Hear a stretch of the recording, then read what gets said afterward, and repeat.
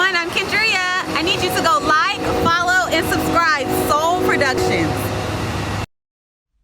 What's up, everyone? And this is Next Level Thinking.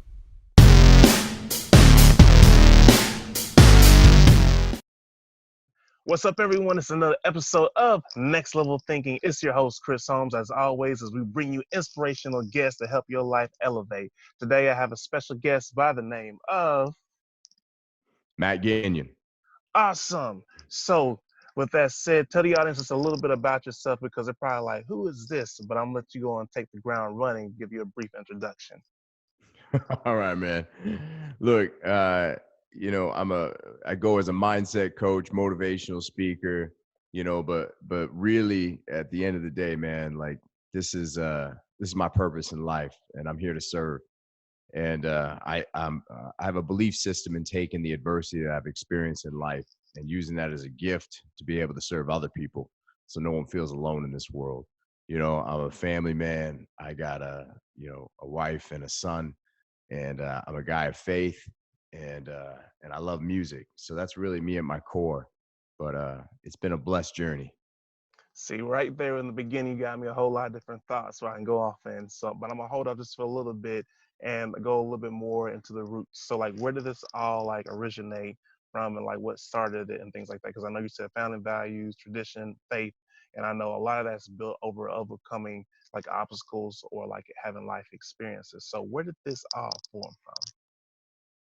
Man, well, it really was like growing up. I grew up in divorce, but I also had, parents that remained friends, through the whole process, through my entire life.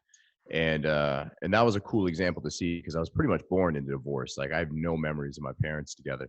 And I grew up with half sisters, stepsisters, and one of the things in that kind of dynamic though was, as the oldest and the only boy, like I learned how to work for praise. Like praise was something really big to me, and early on I got very addicted to it. And so I did a lot of things in my life, not necessarily aligned with my value system, but because of someone else's value system that said, hey, you're a good boy for doing that, or like good job. And so I'd always seek that kind of thing out. And I just got really, really hooked on it. I also kind of had this entrepreneurial spirit too as a kid. I mean, like by the time I was 8, I had my first business. I'm trading and selling baseball cards, and then I'm shoveling sidewalks and mowing lawns, and always had that thought process from a very early age. But once I got into retail and somebody gave me money and they gave me praise with it, and then they started promoting me, it's like I just got lost in that world really quickly.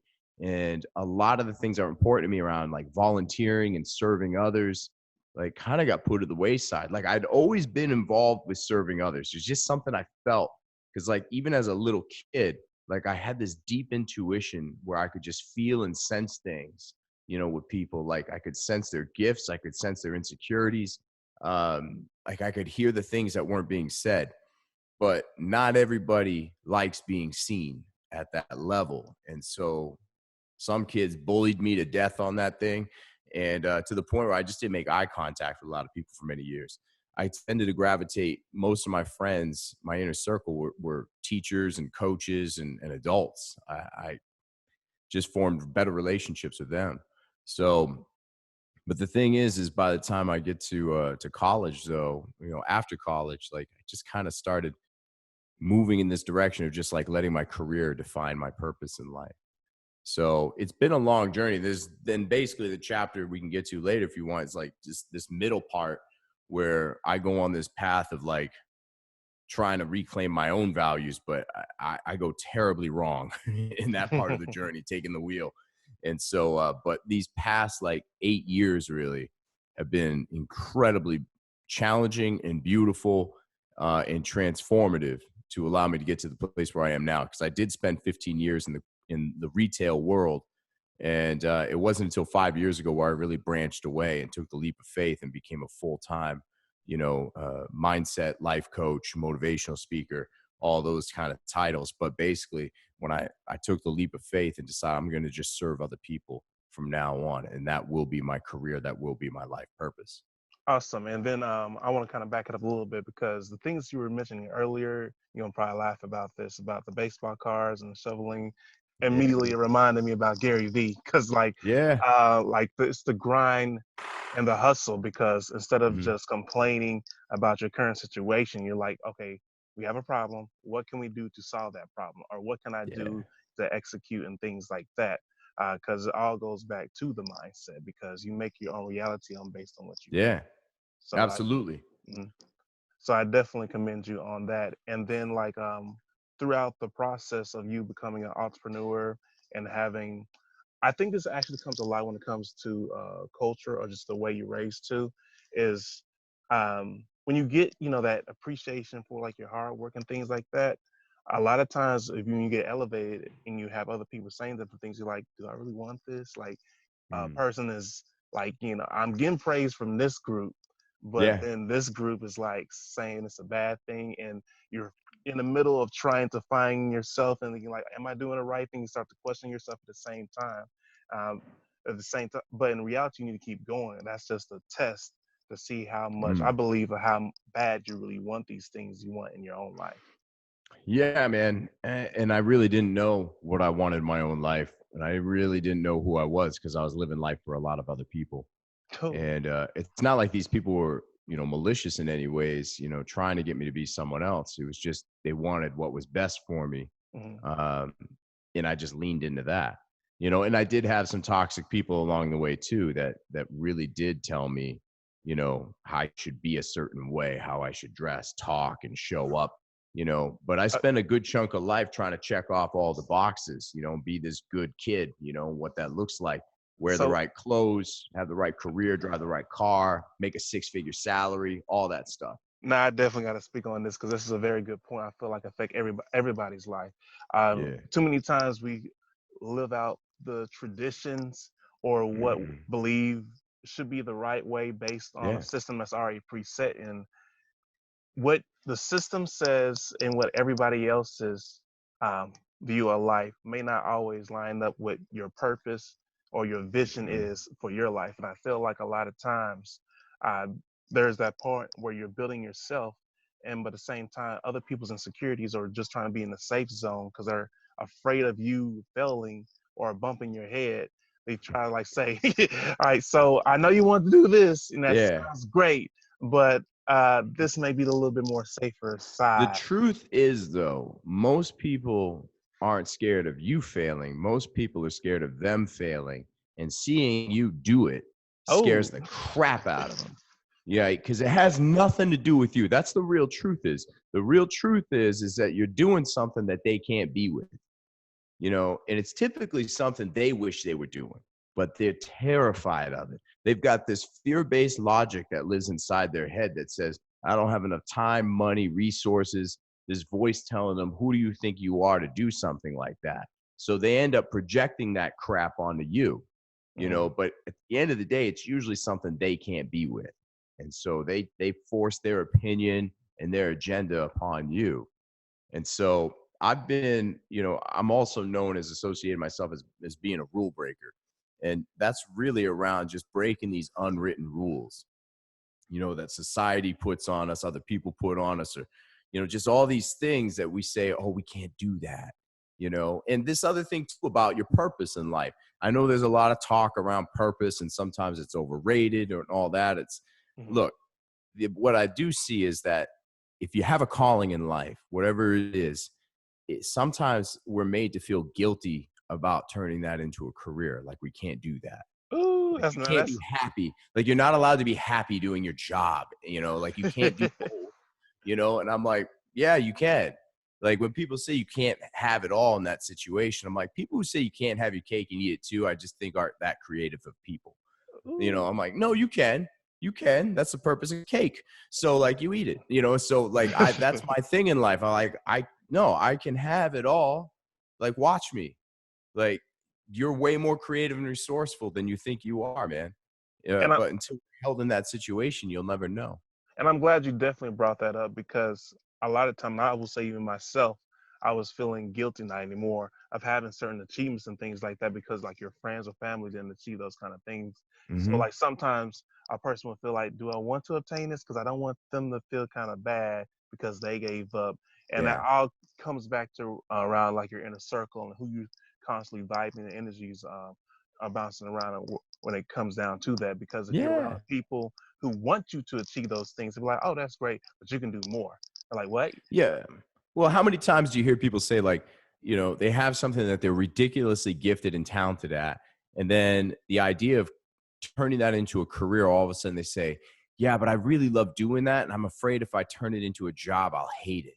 And I'm like, Oh, well, wait a second. Like, why would you want to treat it like that? Why would you want to take something you love and, like, no, the thing is, it's how you have a relationship with your work, that defines, a lot of how it's going to go down.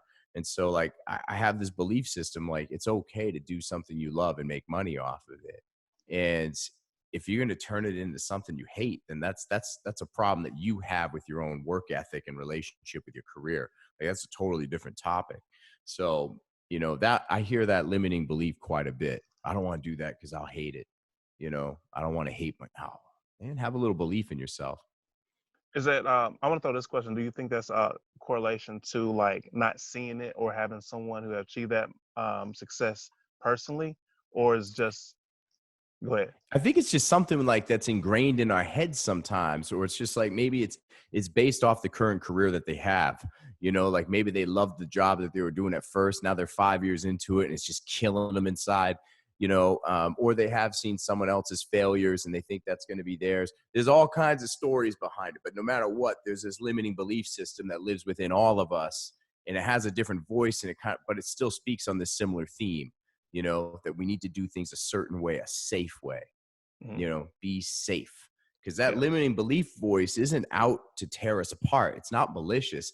It's just this leader inside our head that's built from fear and brokenness. And that's what tries to dictate what we do. All it wants to do is keep you alive every day. Yeah. It doesn't want you to thrive. It just wants to keep you alive. And so it doesn't like risk. It doesn't like anything too, scary.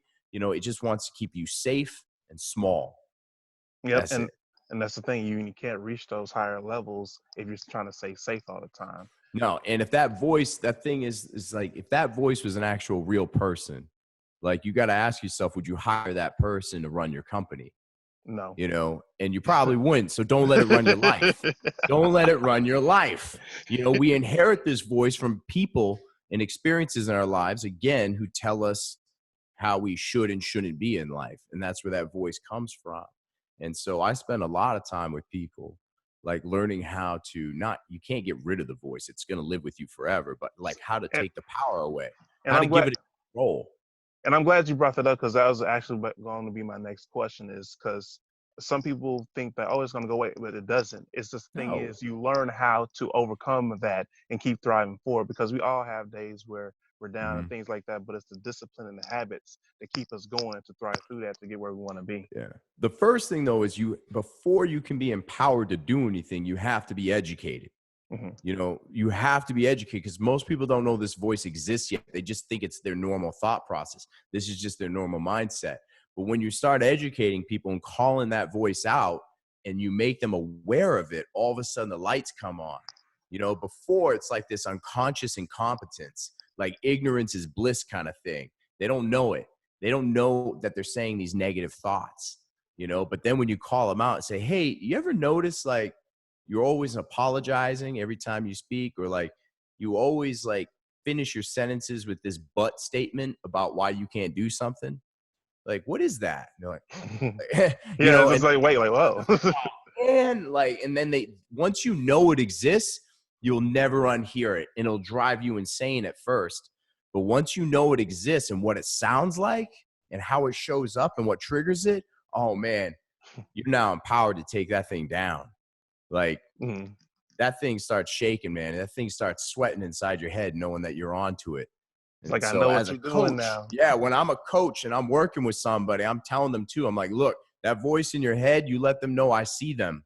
Like I'm coming for them too. We're both coming for them. Like they're no longer in charge.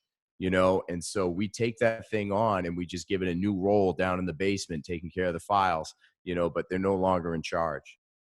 Yep, and it's all about taking back control of your life and getting the things you want and Yeah, getting away from absolutely. all the distractions and naysayers and Yeah. much more and start thriving. And if you really think about the history of the success or regardless, no one has really reached that kind of success, milestones, and much more without taking that jump and believing in Hmm. themselves regardless of what people are saying with their Yeah. parents. And a lot of times it hurts. I think this is one of the most common things is either someone in their inner circle, Hmm. loved ones, parents that hurt them the most where they don't make that jump because now they're afraid and how to say something. But you have to get away from all of that and start grabbing the destiny that is should be belonging to you and just taking those actions. That's not your real inner circle. That's the problem. Hmm. Like, you haven't found your inner circle yet if you got people like that in there. Like, if you got people who are doubting you that hard and not supporting you, that's not your inner circle. Trash. Those are people like, and I don't hate on them, because those are people that were attracted to a different version of you. There was a Mm. version of you that was wearing a mask. Like, I wore this mask for a long time about the kind of person I was. I did a lot of things for attention, a lot of things for praise. I used to do a lot of shock humor and, say offensive things sometimes just to get a good laugh out of people and be the attention. I do certain things. And so I attracted other people who were like that. I wore this mask. And so when I took the mask off, those people weren't that, like, they were like, what's going on with Like, you? who is this? I don't like this guy. And at first I was hurt and mad at these people. I was like, what? But then I was like, wait a second. It's like, it's not their fault. They just don't. I've been wearing a mask the whole time. They were attracted to that version. Now I took it off. I can't expect them to like what they see now, So it's okay to let those individuals go, because you might be toxic to them too. Yeah. So I got to let those people go, so, like, for me and my faith, that, like, God can start working on me and he can start working on them. And so by that time, when you let these toxic people go in your life, you create a vacancy for new people to enter it, that are now attracted to that real version of who you are. Yeah. So look, once people start calling you crazy for doing something that's pursuing your passion, that's when you've made it. Yeah, exactly. And I'm glad we hit on this because I actually made a video yesterday, basically saying when you're about to take off in your life, not Mhm. everybody is meant to ride with you along the plane. That's right. Sometimes you gotta let them go because if you hold on to that weight, the plane can't take off. That's And right. it really hits hard and home for a lot of people, but it's the actual truth. Because not Hmm. everybody is meant for you to ride with you to that success. You can like love them Yeah, from a distance, but where you're going, they can't go. exactly. That's right. Most kind of. So, what's some future things you got going on? Because just from the conversation, there's like a lot of different jewels from that. But what you got coming up? I like making it rain with these little golden nuggets. But no, I appreciate it. What's coming up for me? So, I'm amazed that it's now been 5 years since I made the leap. Like, in 2015, I made the leap and left, very lucrative job that I was good at, and went on medical leave. I was disabled. I got really, really sick for a while there. Mental health, energy just crumbled and lost. And built this career. Like, I had a negative bank account, an infant son, a wife out of work, and like this beautiful home I just built. And so seeing where it is now and just leveraging only social media that was free for me to use to build my business, I'm just blown away. And so I've built this great career now, but now I'm like kind of maxed out, like, on what I can do by myself. Like, I need to start investing in other tools. And so sometimes it's the opposite. I saw a lot of my peers invest in like tools, like right out the gate, like spending all this money on marketing and website design and taking more classes and just like all this stuff. But I'm like, they hadn't ironed out what their actual sales pitch was, or what their really ironing out what their value system was either around their business. And I spent the whole first part of my career just doing that. Like, if I can't talk about what it is I do in a clear way where your eyes don't glaze over, then I have no business investing in any tools or marketing. no business. I got to learn how to talk about this. So now it's like, I'm at this point where like, oh, I actually do need to buy some tools because now I can make them work for me, So I've been speaking a lot more. I'm designing more coursework. I actually just started teaching a college course here in Austin, centered around some LinkedIn learning techniques, and kind of sprinkling in a little bit of mindset coaching with it to this. It's an accelerated IT boot camp, and I think it's a really cool program where I come in and I help them start designing their LinkedIn profiles now. But the coaching aspect of it is helping them figure out how to really talk about who they are, like what they stand for, value, and believe in, how to merge that into their social media to make them actually look like, a real human being and not just a resume. So that part's been a ton of fun. I never thought I'd ever be a college instructor. That's crazy. Yeah. And so I've been doing that. And then I've been on a TED Talk kind of like binge lately. I'm putting my name out there. I've got a message. And so I've got my 4th application in now, and I keep swinging. I've been rejected 3 times now. I've got number 4 on the way. So I just keep learning and learning and learning from the experience on applying. But I really do believe I got a message that I can use to serve other people. So I'm excited about the future, man. Things are growing. Yep, and that's what it's all about, and keep on swinging, because if you don't Yeah, swing at all, you never will get the opportunity. That definitely absolutely. reminds me of a lot of speeches by Les Brown. Yeah, Like I'm gonna throw a little guy. You got to be hungry. yeah, Every time you I think do. about that, it makes me Gotta laugh. be It's the hungry. actual truth, because Yeah, I'm starving. Like, and once you get a taste of it, that's it. That's it. This is stressful. Like, entrepreneurs have done a disservice, I think, to a lot of aspiring entrepreneurs by glorifying like the whole process, like pictures in front of fancy cars, nice events, all these things. But look, being an entrepreneur is not pretty. it's Like, hard. it is a hustle. It is hard. It is you got to have a lot of confidence. You got to have a strong inner circle. Like, you need, like, it is challenging, but I love it. I love this stress. I love this struggle over my corporate struggle, because that struggle for me, and I'm not discounting it to anyone else who loves it, but for me, it was a constant hamster wheel. The struggle was the same every single day. And no matter how hard I worked, it was still the same. Like, I could put as much effort into it as I wanted to. And the best return I would get is maybe at the year, I'd probably get a maximum 5% increase, for a pay raise. That'd be a great year. Maybe I get promoted. But as an entrepreneur, man, I'm limitless to my success. Sky's the And limit. so is my failure. My failure is also limitless. It goes in both extremes. But like, as an entrepreneur now, I have this mindset where I can print my own money. Like, I can make cash just by creating ideas. So like, if you're in a situation where like, man, I'd really like to fund this project, great. You can create something to make that happen. You can just make it. It's amazing, but it is a hustle. It is hard work. And you need balance in your life around it too. So it's been a beautiful journey. Yes, and it makes you stronger into the person that you should become. Yeah, And that's I'm right. glad you hit that, because I watched a video not too long ago by Eric Thomas, and I may paraphrase a little bit, but he was saying, um, I'm trying to say it the best because I don't want to like misspell his message.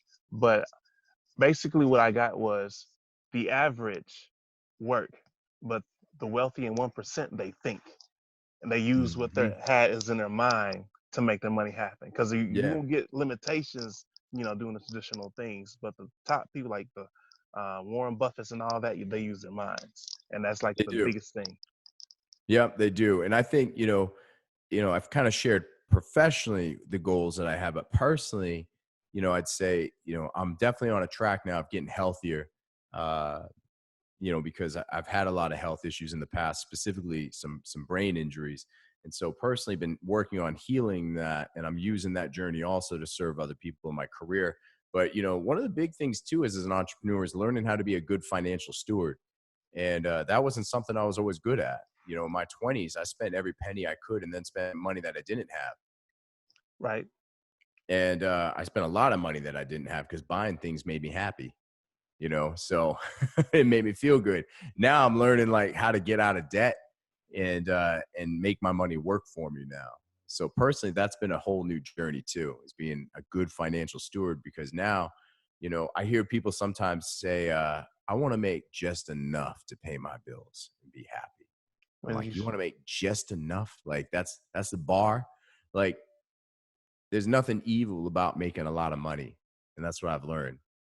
And so I want to make a lot of money, and I want to use that so I can serve other people, because I'm done buying stuff for me. I'm done with that. The more money you make, the more you can serve other people. So don't ever limit yourself about like wanting to make just enough. I'm like, no, get that bar out of the room and just be limitless with what you can produce out there, because the more you make, the more you can serve.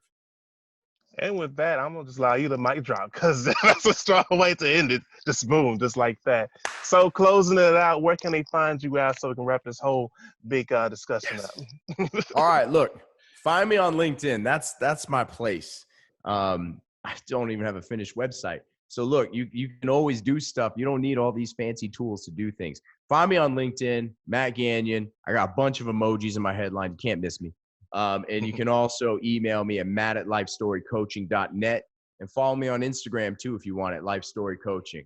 So I'm always trying to drop some nuggets and offer some wisdom and value to people. So happy to serve. Awesome, and thank you for serving and being part of this podcast and dropping all them golden nuggets and making it rain. So we're gonna wrap this up. It's another episode of Next Level Thinking with your host Chris Holmes, and I have my big guest by the name of Matt Gagnon. Make sure you like, subscribe, and share to all the social media so we can keep this thing going and help you take it to the next level. Peace and much There you love. go. Thank you.